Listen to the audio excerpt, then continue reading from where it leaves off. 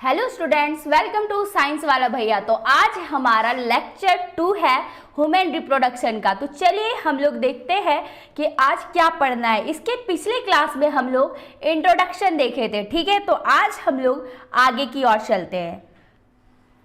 तो सबसे पहले हम लोग देखेंगे कि रिप्रोडक्शन क्या है, इसका डेफिनेशन क्या है। रिप्रोडक्शन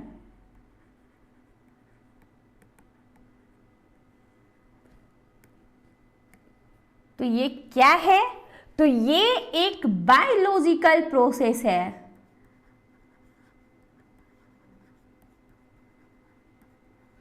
क्या है ये? एक बायोलॉजिकल प्रोसेस है to produce of a spring. Biological process to produce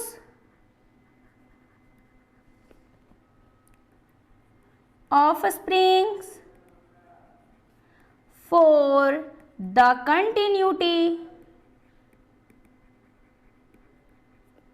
of a species over generation। मतलब बार बार अगर ऑफस्प्रिंग का प्रोड्यूस हो रहा है ओवर जनरेशन, हर जनरेशन में, उसी को हम लोग रिप्रोडक्शन कह देते हैं, ठीक है। तो हम लोग किसका रिप्रोडक्शन पढ़ रहे हैं? ह्यूमन का।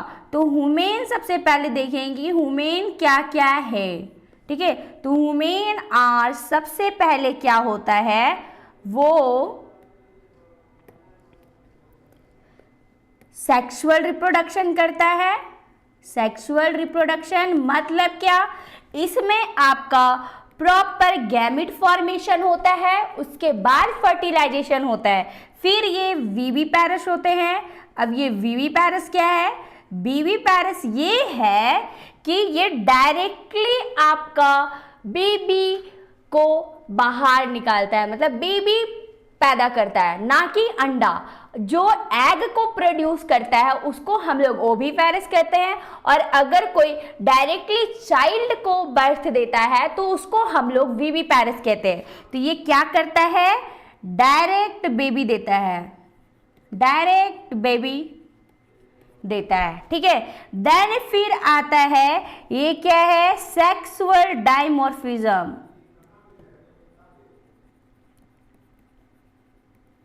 अब ये क्या है? ये है कि हम लोग पता कर लेते हैं सेक्सुअल डाइवर्सिटी कि ये बेबी मेल है या फीमेल है, ठीक है। तो हम लोग क्या करते हैं? डिफ्रेंशिएट कर लेते हैं, differentiate between male and female, ठीक है। उसके बाद क्या है कि इसमें जो ये है, इसमें कोई आपका मेटामॉर्फोसिस नहीं होता। No metamorphosis, Metamorphosis.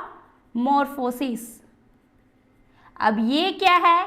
ये है कि जहां पे मेटामॉर्फोसिस होता है वहां पे क्या होता है कि लार्वा से आपका एडल्ट बनता है। क्या बनता है? एडल्ट। अब यहाँ पे क्या आपका लार्वा है क्या? यहाँ पे तो आपके बच्चे निकल रहे हैं डायरेक्ट, तो इसीलिए यहाँ पे क्या बोलेंगे? No larval stage. और यहाँ पे और एक और क्या होता है कि कुछ इवेंट्स होते हैं जिसको हम लोग क्या कहते हैं? Reproductive events. एक मिनट। Reproductive events in human starts after puberty. अब ये क्या है? ये है कि जो रिप्रोडक्शन का कुछ इवेंट होता है, जो स्टार्ट होता है, वो प्यूबर्टी के बाद होता है। जैसे क्या होता है, हम लोग का प्यूबर्टी कब आता है? हम लोग का आता है मेंस्ट्रुअल साइकिल जब से स्टार्ट होता है, तब से हम लोग बड़े होने लगते हैं। प्यूबर्टी मतलब जवानी आने लगती है, ठीक है। देन अब हम लोग आगे चलते हैं और हम लोग पढ़ेंगे अब रिप्रोडक्टिव इवेंट्स के बारे में। तो मैं दूसरा पेज ले लेती हूँ, रिप्रोडक्टिव इवेंट्स।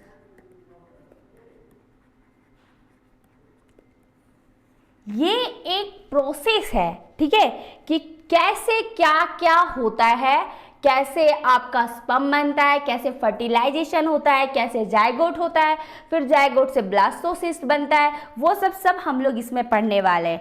तो सबसे पहले हम लोग इसमें पढ़ते हैं गैमेटोजेनेसिस।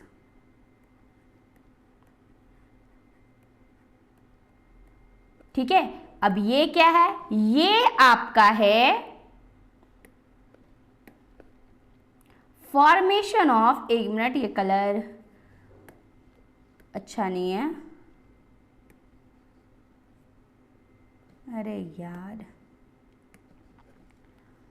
Formation of gametes. उसके बाद क्या होता है, उसके बाद हो जाता है इंसेमिनेशन। इंसेमिनेशन, अब ये क्या है, ये आपका है कि अगर जो स्पर्म होते हैं उसका ट्रांसफर हो जाता है फीमेल रिप्रोडक्टिव ट्रैक्ट में, उसी को हम लोग इंसेमिनेशन कह देते हैं। तो क्या होता है, ट्रांसफर ऑफ अ स्पर्म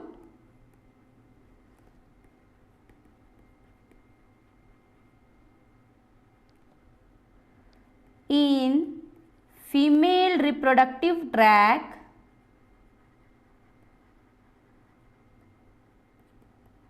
इसी को हम लोग क्या कहें, इंसेमिनेशन। देन फिर हम लोग को इसके बाद फिर फर्टिलाइजेशन हो जाता है। मतलब क्या, अब आपका स्पर्म जो है वो फीमेल रिप्रोडक्टिव ट्रैक्ट में जा चुका है, उसके बाद क्या होगा, ओवम से जाके फर्टिलाइज हो जाएगा। इसलिए यहां पे क्या होगा, फ्यूजन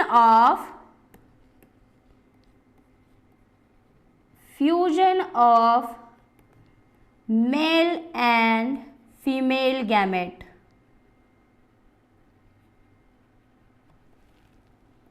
और इसी को हम लोग क्या कह देंगे, जायगोट। उसके बाद फिर फर्टिलाइजेशन के बाद होगा formation of blastocyst. Formation of blastocyst ये क्या है, जब ये जायगोट है वो बार बार क्लीवेज करेगा, बार बार डिवाइड होगा, उसके बाद ये बड़ा हो जाएगा, बार बार डिवाइड होके ये बड़ा हो जाएगा। देन ये एक ब्लास्टोसिस्ट का फॉर्मेशन कर लेता है। ठीक है, क्या करता है, जायगोट बड़ा होके बार बार डिवाइड होके ब्लास्टोसिस्ट बना लेता है, उसी को हम लोग फॉर्मेशन ऑफ ब्लास्टोसिस्ट कहे। देन उसके बाद फिर इम्प्लांटेशन होता है। अब ये इम्प्लांटेशन क्या है, इम्प्लांटेशन क्या है कि जो आपका ब्लास्टोसिस्ट बन गया है वो जाके यूट्राइन वॉल में अटैच हो जाता है। तो क्या होता है, attached to the uterine wall. ठीक है, अब इसके बाद इम्प्लांटेशन के बाद होता है गैस्ट्रेशन। अब ये गैस्ट्रेशन क्या है, गैस्ट्रेशन आपका है 9 मंथ जो पीरियड होता है जब आपका छोटे से एक जायगोट से जब आपका डेवलप होके एक बड़ा बेबी बन जाता है, उसी को हम लोग गैस्ट्रेशन पीरियड कहते हैं। ये होता है 9 मंथ का। ठीक है, देन फिर हम लोग आ जाते हैं पास्चुरेशन में। पास्चुरेशन क्या है, पास्चुरेशन है कि आप बेबी को जो है वो डिलीवर कर देते हैं। क्या, डिलीवरी। बेबी को आपने क्या कर दिया, डिलीवर कर दिया। उसके बाद एक लास्ट स्टेप होता है जिसको हम लोग क्या कह देते हैं, लैक्टेशन। और ये क्या है, जब बेबी के लिए जो मिल्क है वो फीडिंग के लिए इजेक्ट हो रहा है, उसी को हम लोग लैक्टेशन कह देते हैं। ठीक है, अब हम लोग देखते हैं तो हम लोग क्या क्या बताएं। सबसे पहले एक स्पर्म है यहाँ पे और यहाँ पे एक ओवा है, ये दोनों फर्टिलाइज होके आपका जायगोट फॉर्म करता है। ये क्या है, स्पर्म, ये है आपका ओवम, ये जाके जायगोट बनाता है। देन इसमें क्लीवेज हो रहा है, बार बार क्लीवेज हो रहा है और ये मल्टीपल डिवाइड कर रहा है। देन ये ब्लास्टोसिस्ट बना देता है और ये जो ब्लास्टोसिस्ट है वो यूट्राइन वॉल में जाके अटैच हो जाता है। उसके बाद उसी को हम लोग इम्प्लांटेशन कह देते हैं। फिर गैस्ट्रेशन पीरियड आता है, फिर पार्चुरेशन, बेबी डिलीवर हो जाता है, देन फिर लैक्टेशन। अब हम लोग आगे बढ़ते हैं। तो अब हम लोग आ गए हैं फीमेल रिप्रोडक्टिव पार्ट की तरफ, सॉरी मेल रिप्रोडक्टिव पार्ट की तरफ। कहाँ, मेल, एक मिनट इसको हल्का थिक कर लेते हैं। मेल रिप्रोडक्टिव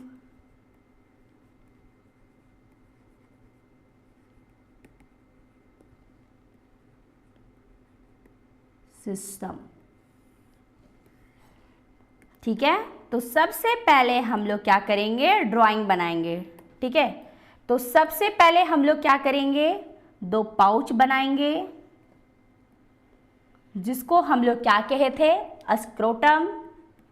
ये क्या है, स्क्रोटम है, जो कहाँ रहता है, वो बॉडी से बाहर, मतलब आउटसाइड द पेल्विक नहीं, एब्डोमेन कैविटी। ठीक है, आउटसाइड द एब्डोमेन कैविटी। अब ये जो स्क्रोटम है इसी के अंदर दो टेस्टिस हैं,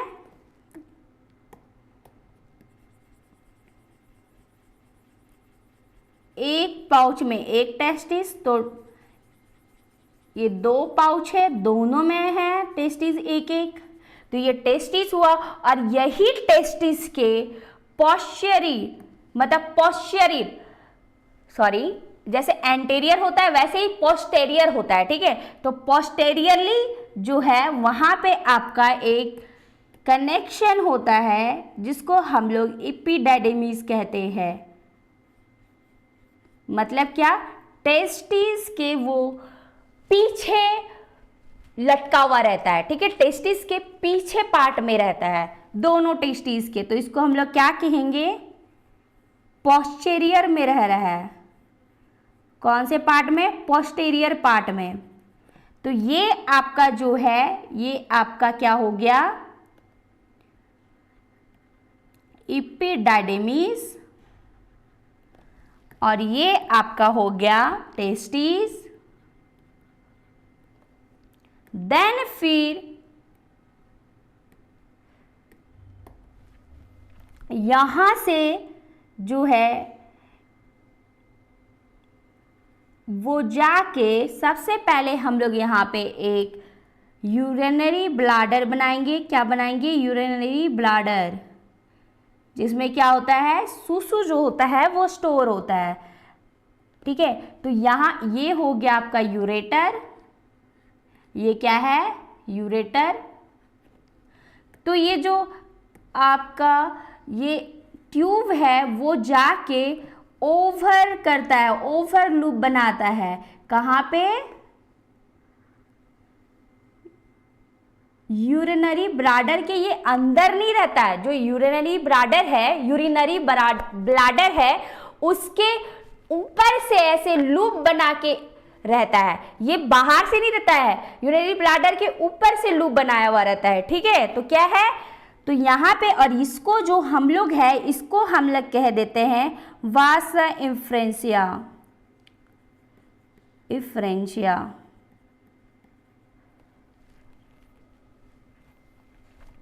सॉरी, इसको हम लोग वासा डिफरेंशिया कहते हैं। एक मिनट, वासा डिफरेंस कहते हैं इसको। एक मिनट। तो ये क्या होता है, ये आपका दोनों साइड से ओवरलूप करता है यूरेटर और यूरिनरी ब्लैडर के से, ठीक है। और ये आपका क्या हो गया, वास डिफरेंस।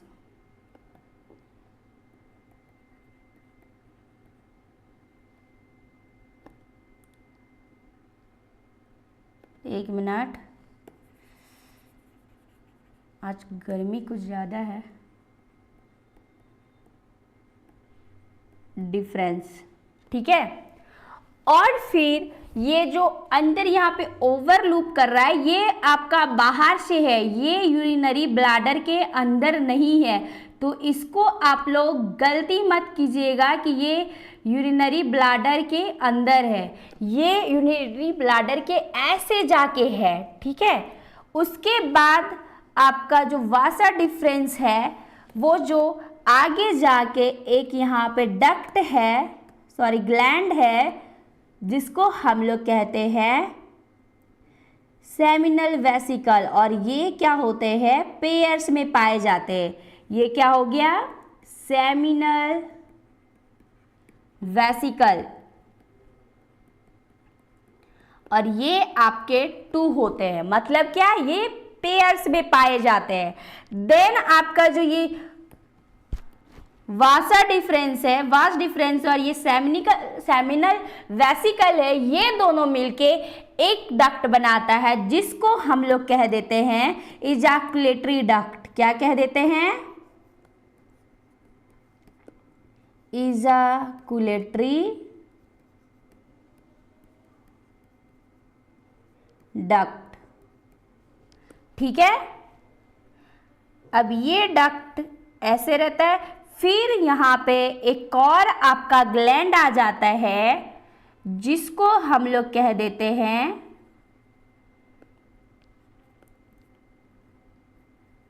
प्रोजेस्टेट ग्लैंड,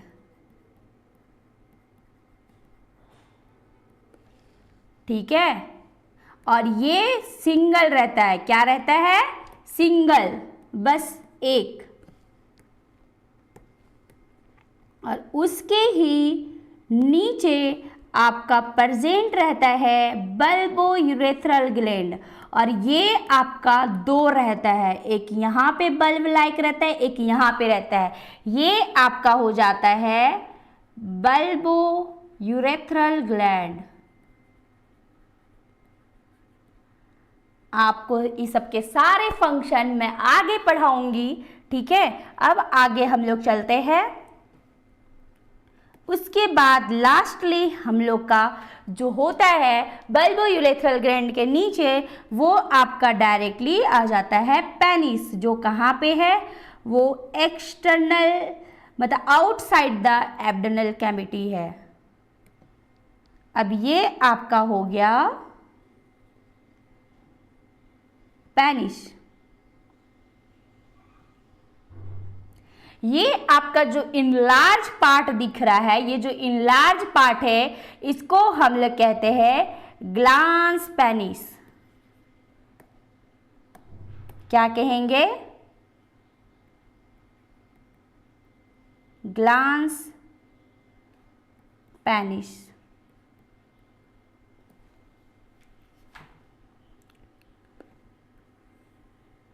ये आपका एब्डोमिनल कैविटी है,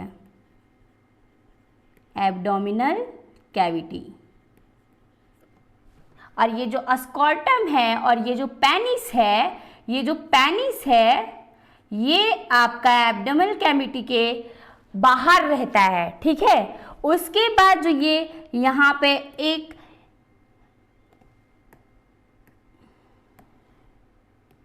स्किन होता है, जिसको हम लोग क्या कहते हैं, फोर स्किन।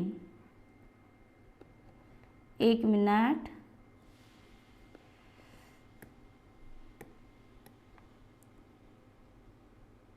ये जो है ये हाफ ही रहता है, और ये क्या है, ये अप डाउन मतलब क्या है,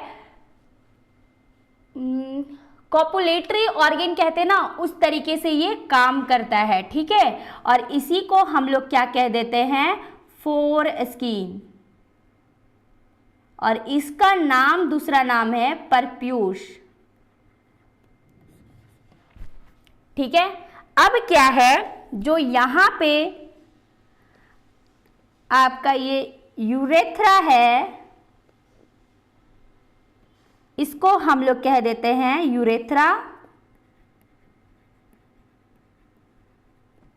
और इसी को हम लोग यूराइन जेनिटल ट्रैक भी कहते हैं। ये इनफोल्डेड सा स्किन होता है, इसी को हम लोग फोर स्किन एंड परप्यूस कहे थे। और यहाँ पे कुछ इरेक्टाइल टिश्यू होते हैं, ये जो है यहाँ पे एक, जब आपका सेक्सुअल एक्साइटेशन होता है, सेक्सुअल एक्साइटेशन, तो यहाँ पे आपका जो ब्लड फील हो जाते हैं, जो पेनिस को इरेक्ट कर देते हैं। ठीक है। और यहाँ की जो ओपनिंग है, इसको हम लोग कह देते हैं यूरेथ्रल मियटस। क्या कह देते हैं? Urethral meatus. ठीक है। और ये जो फोर स्किन है, ये क्या है, हल्का सा मूवेबल है। ठीक है।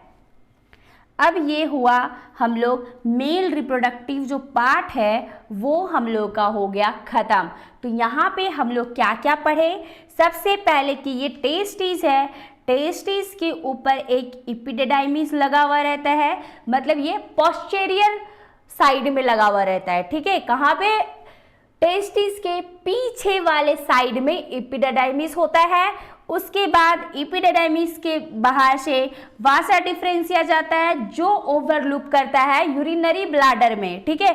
फिर वहां जाके वासा डिफरेंशिया जो है वो जाके दो सेमिनल वेसिकल्स में ज्वाइंट हो जाते हैं, और जो दो सेमिनल वेसिकल है वो और वासा डिफरेंशिया का डक्ट मिलके आपका इजैकुलेटरी डक्ट बनाता है। उसके बाद जो ये इजैकुलेटरी डक्ट है वो प्रोस्टेट ग्लैंड के पास जाता है स्पर्म, उसके बाद देन फिर वहां पे बल्बोयूरेथ्रल ग्लैंड है, उसके बाद फिर हम लोग इंटर कर जाते हैं पेनिस में। जो आपका स्पर्म निकलने का जो रास्ता है और जो आपका यूरिया निकलने का रास्ता है वो मेल में बस एक ही रास्ते से दोनों बाहर आते हैं, आउट होते हैं। ठीक है।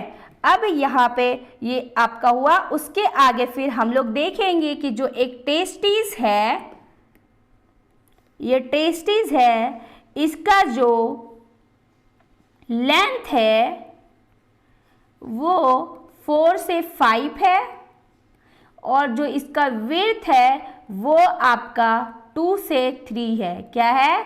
2 से 3। तो हम लोग इसको कैसे याद करेंगे? 2 3 4 5, 2 3 4 5, 2 3 4 5। ठीक है।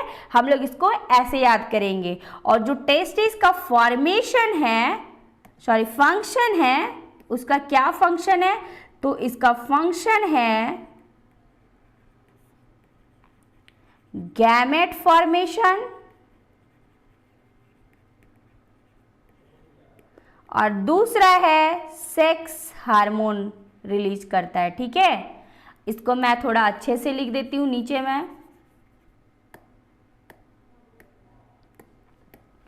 फंक्शंस,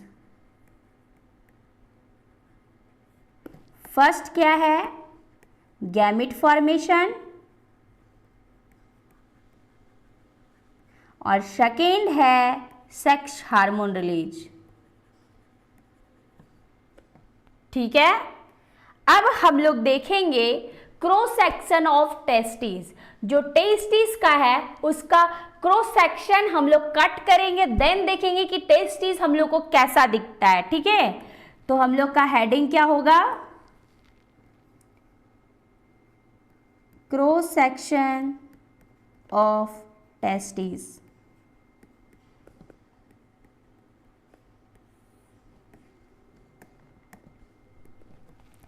तो सबसे पहले हम लोग यहाँ पे टेस्टिस ड्रॉ करेंगे। और फिर इसी के पोस्टीरियर पार्ट में हम लोग का क्या है, एपिडिडाइमिस।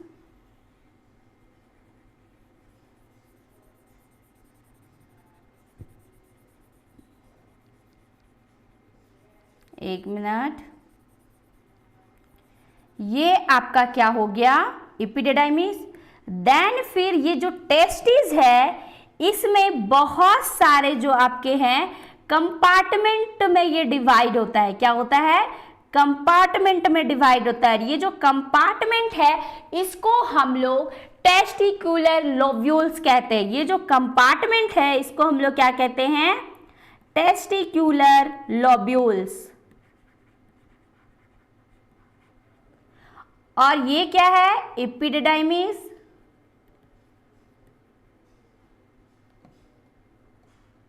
और ये कंपार्टमेंट जो है ये कितने होते हैं, 250 होते हैं। ठीक है, ये है कम से कम जो टेस्टिकुलर लोब्यूल्स है वो 250 होते हैं। 250 कंपार्टमेंट इसमें होता है।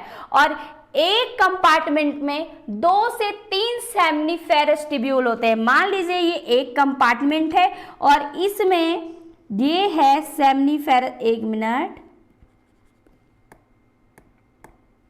ये आपके सेमनीफेरस ट्यूब्यूल्स है।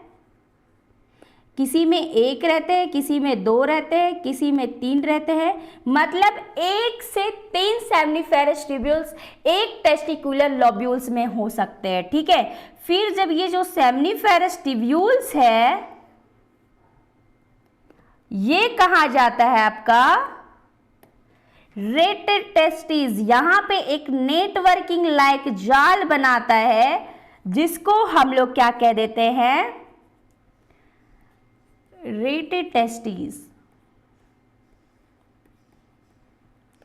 और ये जो आपका है वो क्या है, सेमनीफेरस ट्यूब्यूल, सेमनीफेरस ट्यूब्यूल्स।